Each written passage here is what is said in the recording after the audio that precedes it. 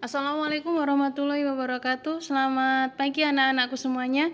Bagaimana kabar anak-anakku? Semoga dalam keadaan sehat, waras, dan tidak ada kekurangan suatu apapun.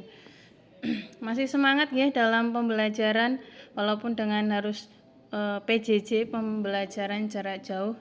Hari ini Ustazah akan melanjutkan materi. Nah, ini adalah materi yang terakhir sebelum kita PAS, penilaian akhir semester, yaitu bab yang terakhir itu adalah energi dalam kehidupan sehari-hari. Sebelum kita mengenal lebih lanjut tentang energi dalam kehidupan sehari-hari, bisa kita lihat di dalam slide. Nah, di dalam slide itu ada Doraemon dan Nobita yang sedang makan dorayaki. Nah, kenapa Nobita dan Doraemon itu memerlukan makan setiap harinya?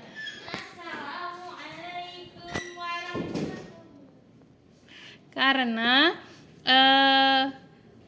setiap manusia agar dapat beraktivitas itu memerlukan energi, dan energi itu diperoleh dari makanan. Jadi kita harus makan setiap harinya agar kita bisa beraktivitas.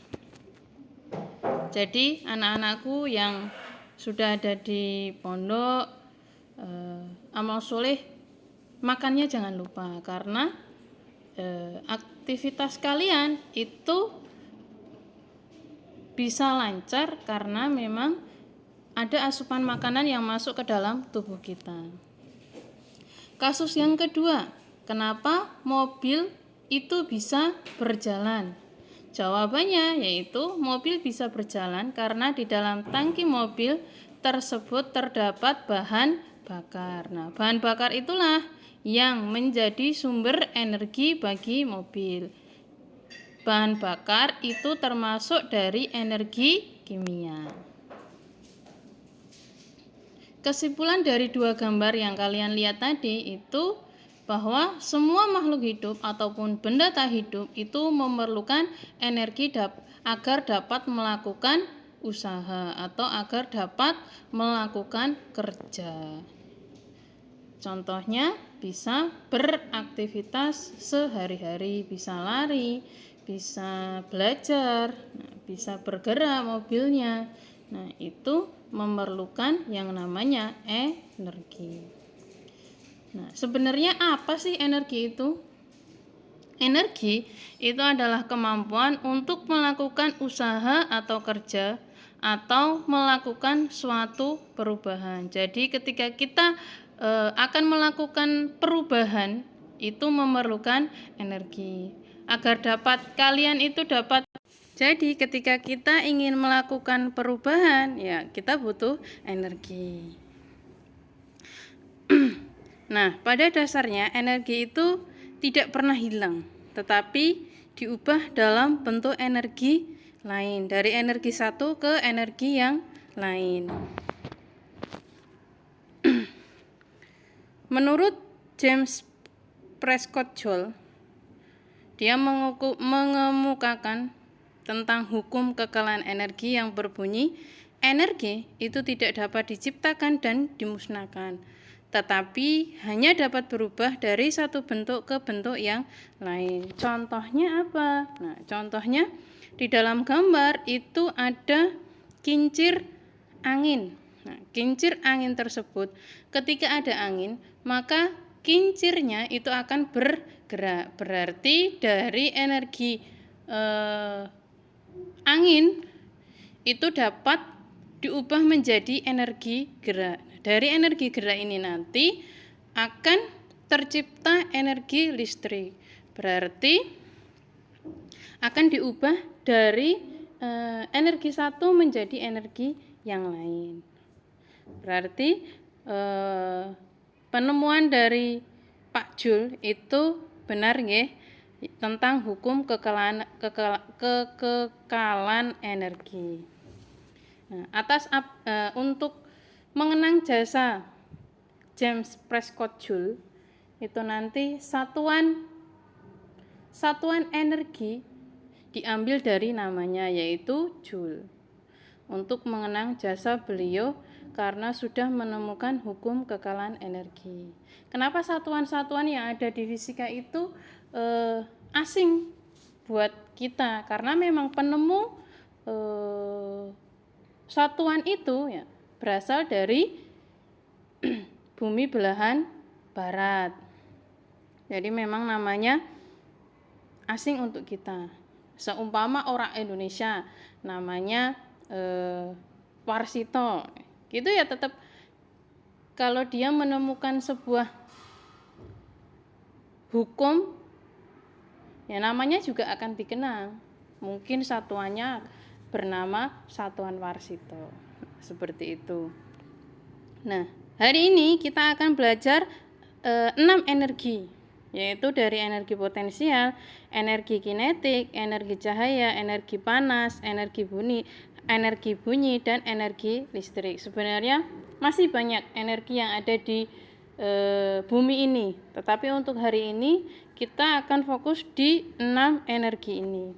Yang pertama, energi potensial. Sebelum Ustazah jelaskan pengertiannya, bisa dilihat video ini.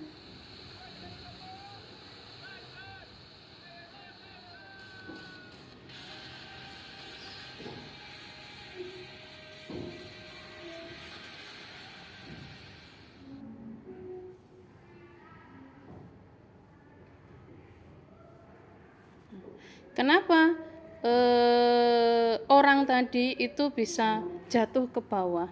Kenapa air terjun itu turun ke bawah? Itu nanti hubungannya dengan energi potensial. Adapun pengertian dari energi potensial itu merupakan energi yang dimiliki oleh suatu benda dikarenakan posisinya atau kedudukannya. Kenapa bisa benda itu jatuh? Karena ada yang namanya gaya gravitasi, yaitu gaya ke arah bumi. Nah, gaya gravitasi ini nanti juga salah satu dari penyebab energi potensial. Air terjun yang mengalir dari tempat tinggi ke rendah dan orang yang melompat dari ketinggian itu memiliki energi. Energi khususnya energi potensial. Kenapa? Karena di sini ada yang namanya gaya gravitasi dan ada ketinggian. Jadi rumus energi potensial, rumus matematis dari energi potensial yaitu EP sama dengan M kali G kali H, di mana EP itu adalah energi potensial dan satuannya Joule. Kenapa Joule? Tadi sudah Ustazah jelaskan di depan. Terus M itu adalah massa benda, satuannya kilogram. Ketika nanti kalian menjumpai rumus masanya itu belum dalam bentuk kilogram, mungkin dalam gram atau ons, itu berarti harus diubah terlebih dahulu menjadi kilogram. Untuk G-nya itu adalah percepatan gravitasi bumi. Biasanya kalau percepatan gravitasi bumi itu nilainya 9,8 meter per sekon kuadrat atau 10 meter per sekon kuadrat. Dan untuk H itu ketinggian benda, satuannya meter. Jadi semakin tinggi benda, maka semakin besar pula energi potensialnya. Bisa dilihat di dalam gambar. Ketika kelapa itu jatuh pada posisi paling tinggi, maka energi potensialnya itu maksimal. Tetapi ketika berada jatuh, posisinya itu berada tepat di atas tanah, maka energi potensial itu minimal atau 0. Kenapa? Karena tidak ada ketinggian dan tidak terpengaruhi oleh gaya gravitasi.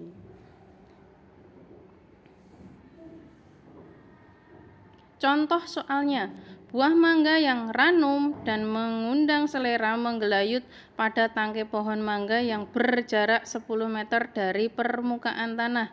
Jika massa buah mangga tersebut 0,2 kg, berapakah energi potensialnya? Anggap saja percepatan gravitasinya itu 10 meter per sekon kuadrat. Kita ketahui, kita baca dulu. Ada 10 meter. Itu berarti karena satuannya meter, berarti itu adalah H. diketahui H sama dengan 10 meter. Jika massa itu M, berarti M sama dengan 0,2 kg.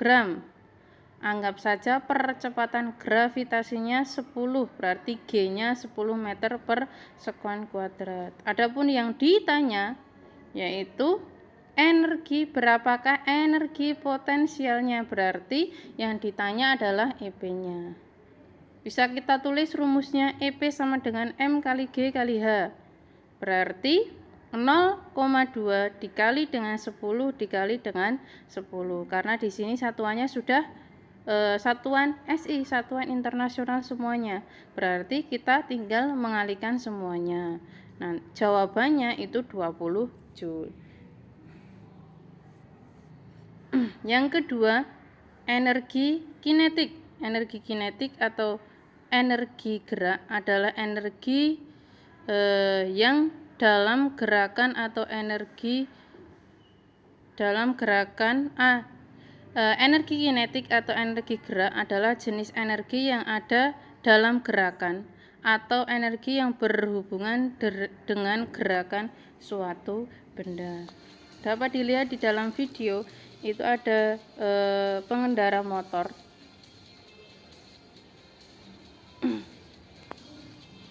Nah, hubungannya kecepatan dengan energi kinetik yaitu semakin besar kecepatan suatu benda, maka semakin besar pula besaran energi kinetik yang dihasilkan. Berarti semakin cepat pengendara motor itu melaju, berarti energi kinetiknya itu akan semakin besar. Karena energi kinetik itu dipengaruhi oleh kecepatan. Adapun rumus matematis dari energi kinetik itu adalah EK sama dengan setengah kali mv kuadrat, di mana EK itu adalah energi kinetiknya yaitu Joule satuannya, M itu adalah massa benda kilogram satuannya, dan V itu adalah kecepatan benda satuannya meter per sekon. Ini meter per sekon, kuadratnya tidak usah, berarti ini Ustazah keliru nulis niku. Nah,